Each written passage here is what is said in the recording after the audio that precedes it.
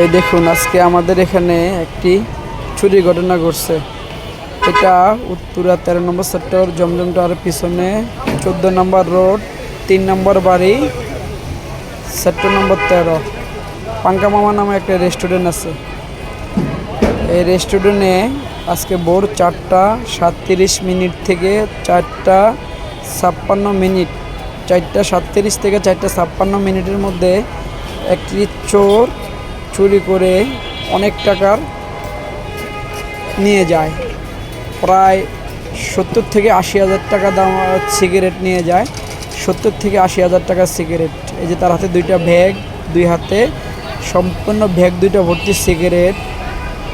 এখানে সব দামি দামি সিগারেট, না হলেও 70 থেকে 80 হাজার টাকার সিগারেট প্লাস নগদ 50 হাজার টাকা পাঙ্কা মামা রেস্টুরেন্ট থেকে নিয়ে যায়।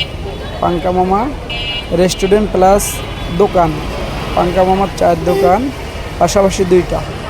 এটা বাহিরে যে চার দোকানটা, এই যে নীল শাটার দেখা যায় এখান থেকে।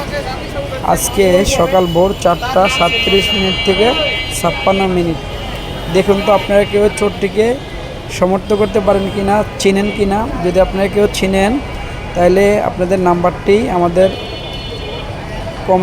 কমেন্ট বক্সে দিয়ে দিবেন। আমাদের ফেসবুকে দেওয়া থাকবে, আমরা আপনাদের কমেন্টে দিয়ে দিবেন নাম্বারটি, আমরা আপনাদের সাথে যোগাযোগ করব। চোরটিকে ধরে দিতে পারলে পুরস্কার আছে। এই যে আমরা একটা সিসিটিভির ফুটেজ থেকে ভিডিওটা নিছি। আমরা চোরটাকে ভালো করে চিনতে পারতেছি না।